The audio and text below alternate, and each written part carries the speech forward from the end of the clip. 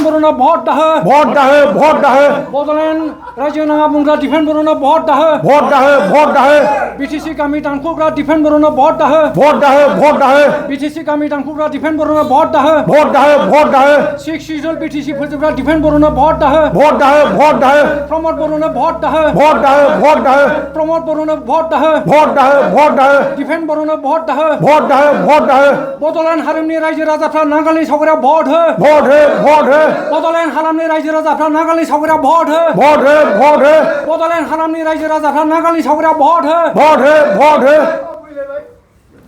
सुरक्षा मन्थ्रि जानानै गासिबो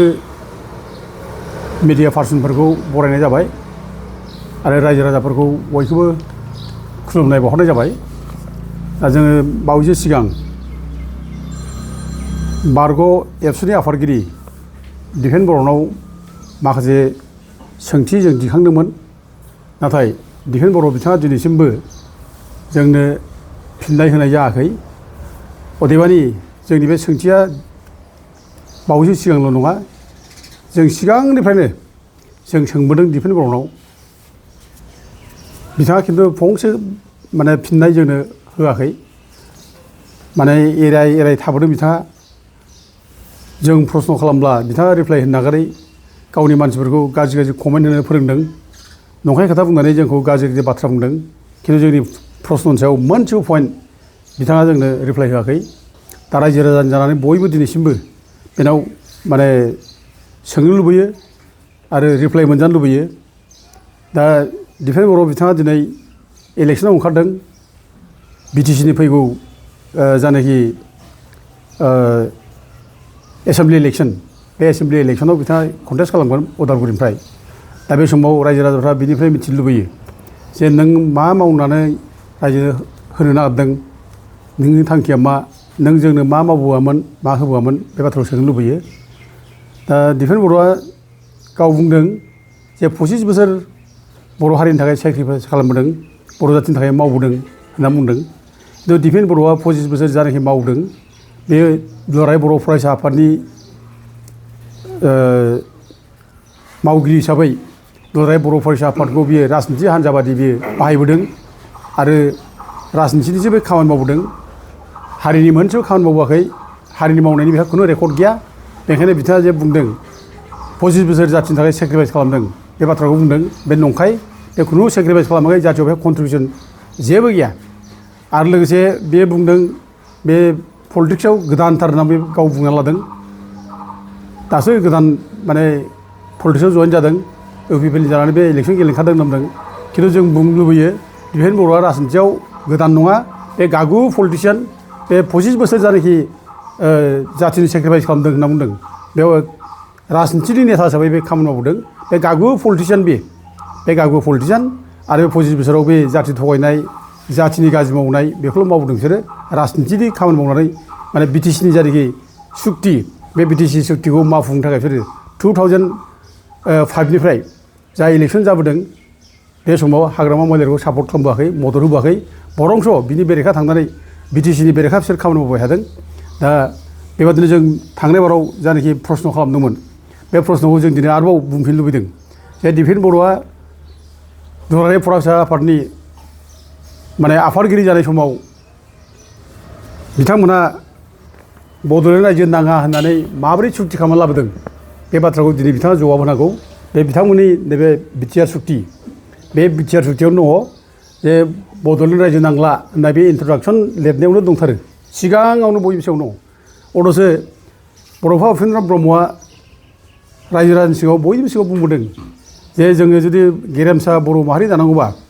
जोंनो बड'लेण्ड रायजोखौ नांथारगोन आरो बड'लेण्ड रायजो मोनागौमानि जों गेरेमसा रायजोखौ मोननो हानाय नङा बे बाथ्राखौ बुंदों खिन्थु दिफेन बर'मोनहा माबोरैहाय बड'फा उपेन्द्र ब्रह्मनि सानस्रि सान्थौ बिनि बेरेखा माने बड'लेण्ड रायजो नाङा होनखो दा बिनि दायआ बेसेबां गिदिर रायजोफ्रा बिसार खालाम बेसेबां गिदिर अपराधि बियो बे जाथिखौ फाननाय जादों जाथिखौ थगायनाय जादों बे अखल बड'फाखौ थगायाखै बर' हारिखौनो थगायनाय जादों बोरै रायजो नाङा नाम बुङो आरो मोनसे बाथ्राखौ बेयावनो जों बुंजानो लुबैयो आरोबाव बिसोरो बड'लेण्ड रायजो बिनानै बड'लेण्ड रायजो नांगौ होननानै बर' रायजो राजा आइ आफा जाम्बा जाम्बिनि थैनि सहि लानानै बिसोरो मेम'रेन्डाम हैदों दा बे थैनि सहि लानाय मेम'रेन्डाम हैनाय बे दिफेन बर'मोना माब्रै दिनै थैनि सहिखौ लांनानै बड'लेण्ड रायजो नांला होनबोखो बे प्रश्नखौ दिनै दिफेन बर' जोंनो रायजो राजानो होबावनांगौ आरो बेजों लोगोसे नैबे बिटिआर सुक्तियाव दंबायो जों जावले जावले सोंदों जे नोंथांमोनहा बोरै बे जोंनि बिटिसि मोनखानाय सिक्स सिडुल बे सिडुल जानाय बाउन्डारि 3059टा गामिजों मोनसे सिमा ख्रो ख्रो जाखाबाय आरो बुंनो थाङोब्ला जोङो बेनो जोंनि थैस' थांस' भबिष्यताव बेनो जोंनि बड'लेण्ड रायजो जासिगोन बारायबा बारायबाय सिमाया आरोबाव खिन्थु बारायाबाबो बेनो जोंनि बड'लेण्ड रायजो जाखाबाय बेनो जोंनि थैस' थांस' दिनै बे सिमाखौ दिफेन बर'मोनहा गामि दानख'नांगौ होननानै नोङो 3 नम्बर साब क्लज 2 बिटिआर सुक्तिनि बे लिरनानै लाबोदों बे बेसेबां गिदिर अपराध बियो नोंनि मोनखानाय गामिखौ बोरैहाय मोनखानाय रायजोखौ बोरै दानख्लाबनांगौ होननानै लिरनानै लाबोनाय मानसिनि दाया बेसेबां गिदिर रायजो राजाखौ बिसार खालाम दिनै बेखौ दिफेन बर'आ जोंनो मोनसेबो रिप्लाइ होनो हाया रायजोनि सिगाङाव फंसे खोथा बिसोर क्लियारिफिकेसन होनो हाया दिफेन बर'आ दिनै जवाब हो आरो बे जवाब होनो हायाबा रायजो राजाफ्रा बेनो भट दाहो रायजोफोर आरो बे माने थगायसुला मानसि बेनो भट नाङा जों बेखौ मिथिखाबाय दा बेनिखायनो आरो मोनसे आं सोंबावगोन बिसोरो दिफेन बर'मोनहा बुंदों डिसि पावारखौ जों बिटिआर सुक्तिजों मोनबाय एसपिखौबो जों मोनबाय पार्सियेलि जों मोनबाय बिसोर बाहाय हाबाय जों होनना बुंदों खिन्थु रायजोफोर बिराद गिदिर थगायनाय बियो मिसा खोथा जों माने जावले बिसोरनाव सोंबाय थादों जों आगोलावबो बुंबाय थादों जे नोंसोर बे 4.6 बिटिआर रेकर्डनि बे 4.6आव नोंसोर लिरदों डिसिनो पावार हरनाय बाथ्राखौसो लिरदों डिसिनो पावार हरनाय बाथ्राखौसो बुंदों दा जार फले डिसिनो पावार हरनाय बाथ्रा बुंनायनि उनावनो प्रमद बर'आ जेब्ला बिटिआरनि चिफ जायो बे समाव 16था डिपार्टमेन्टखौ डिसिफोरनो हरनो गोनां जादों बियो दा अब्ला मानो नोङो बिटिसिनि सिक्स सिडुलनि खमथाखौ जेराव बिटिसिआनो मावफुंनांगौ आरो डिसिआ जेराव माने बिटिसिजों सोमोन्दो गैया बे आसाम गभर्नमेन्टसो माबोरैहाय नोङो डिसिनो बिटिसिनि गोहोखौ नों 16था डिपार्टमेन्ट हरखो मारैहाय नों लिरना लाबोखो जे डिसिफोरनो पावार हरगोन होननाय बेसेबां थगायनाय बे रायजोफोर बेसेबां थगायनाय बियो सिक्स सिडुल बिटिसिखौ सिफायनायनि बे षड़यन्त्र बियो दिफेन बर'मोनहा मानो बेखौ मावखो दा बिनि जबाबखौ जोंनो होनांगौ रायजोफोर दा जों बेफोर बाथ्राखौनो जों दिफेन बर'नाव सोंबाय थादों आरो इउपिपिएलआव सोंबाय थादों प्रमद बर'नाव सोंदों जोङो उर्खावग्रा ब्रह्मनाव सोंदों जोङो दा बिथांमोनहा जोंखौ खुनु दिन मोजाङै रिप्लाइ होनो हायाखै दा बिनि बादै हा हुनि जाय खमथा बेखौ आसाम गभर्नमेन्ट हरनाय बेबो मोनसे खोथा जाबाय आरो मोनसे आं सोंबावनो लुबैदों दिनै 9.4 बिटिआर सुक्तिनि बेयाव एनडिपिनि जायनाखि माबाफोर केदारफोर नान हाइनास केस गोनां बिसोरो गभर्नमेन्टआ माने आयेनगत भाबै नायगोन होननाय जादों खिन्थु हाइनास केसनि बाथ्राखौ जेबो बुंनाय जायाखै नान हाइनास केसखौल' आयेनगत भाबै नायनाय जागोन होनदों होमब्ला व्हाट एबाउट द क्रिमिनाल केसेस दोज हु आर माने लिंगुइशिं इन द जेल बे एनडिपि केदारफ्रा दा जेलाव जे बिराद माबानानै दं बिसोरनि केसा मा जागोन मानो बुंदिया थारमाने बुंनाय जादों बे सुक्ति गेजेरजों 9.4नि गेजेरजों बुंनाय जादों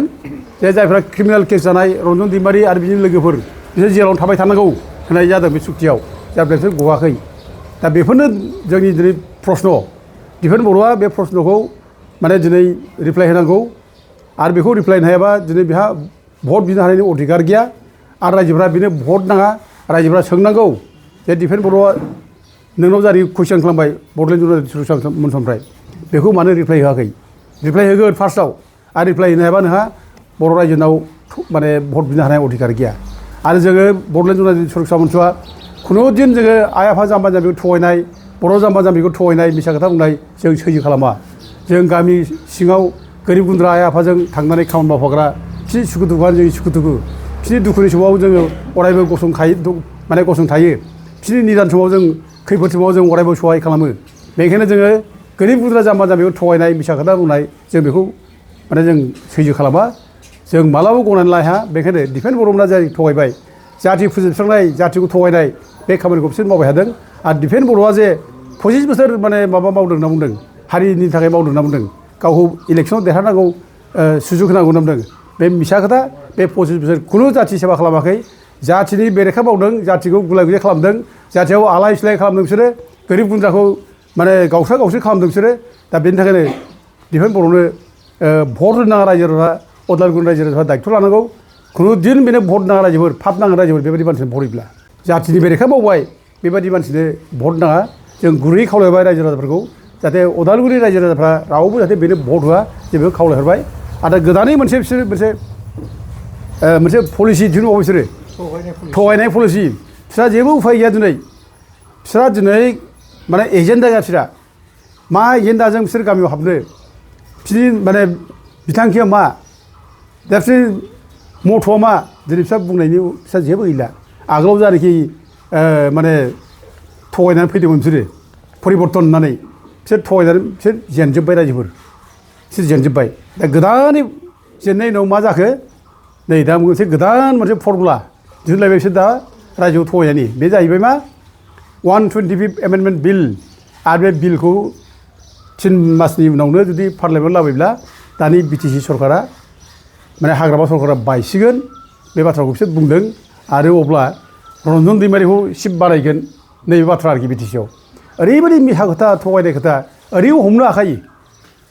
बयबो मिथिगौ रायजोफोर जों दिनै बोफ्लेला बयबो बुंखांखाबाय जे 125 एमेन्डमेन्ट बिलआ जाया बेखौ अलरेडि 2009 मिनिस्ट्रि अफ हम एफेयार्सआ माने रिपर्ट होखाबाय जे डाइरेक्ट फान्डिं बाथ्राखौ बुंखाबाय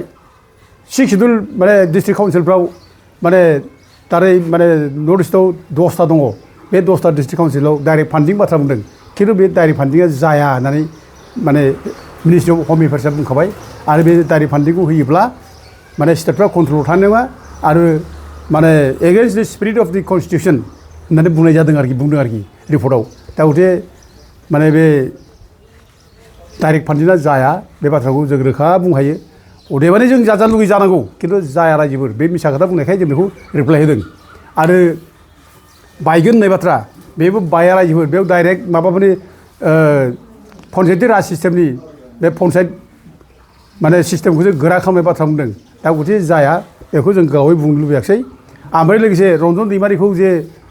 सिफ बानायगोन होनदों बे रायजोखौ थगायनाय बिस्रा गावसिनि सायाव बिसासानो गैला बिसोरनि लिडारफोरखौ रावबो रायजोफ्रा बिसास खालामला रायजोफ्रा बिसोरखौ रावबो दिनै मानिला गावसिनि गेजेराव माने सोरबा सिफ जानो हानाय सोरबा सिफ माने जानायनि मोनसे एजेन्डा लानानै बिसोर रायजोनि सिगाङाव बुंनो हाला दा बेखायनो बिसोर गोदानै दिनै माने रन्जन दैमारिनि नाम लानानै रन्जन दैमारिखौ फाननानै दिनै रन्जन दैमारिखौ सिफ खालामफैनाय बाथ्रा बुंदों बिसा खोथा रायजोफोर बिसास खालामनाङा बिसोर थगायनायनि मोनसेल' उफाय दा दिनै बे आरोखि माने 125 एमेन्डमेन्ट बिल आरो रन्जन दैमारिखौ सिफ खालामनाय बे थगायनायल' रायजोफोर बेखायनो बिसास दाखालाम दा जों बयबो रायजो राजाखौ गुरै खावलायहरो जाहाथे माने बिसोरनि खोथाजों रायजोफ्रा जाहाथे सोलिया दिफेन बर' प्रमद बर' उरखाव होग्रा ब्रह्म बिसोरबायदि जाथियाव थगायसुला जाथि बेरेखा खामानि मावग्रा रावबो गैया आरो एक नम्बर थगायग्राब्ला बर' जाथियाव प्रमद बर' दिफेन बर' सेकेन्डआव ओमफ्राय बेथ' क्रिमिनेल मानसि माबाया उरखाव होग्रा ब्रह्मआ बे बर' जाथिनि गेजेराव गुलाय गुजाय खालामनाय सा खोला एनडिपि बिदा फंबाय नांलाय खमलाय खालामनाय बिएलटि एनडिपि बेबायदि मानसि बे ओंखायनो बिसोर बिसास खालामनाङा रायजोफोर दा आं गुरै खावलायबो बयखौबो जाहाथे बयबो जाहाथे फैगौ जाहाथे भटआव डिफेन बर'खौ फेजेननानै जाहाथे बेखौ रिजेक्ट खालामो बेखौ फेजेनथारो बिनि दायथ' जाहाथे लायो आं बेखौ गुरैनो रायजोफोरखौ खावलायहरनाय जाबाय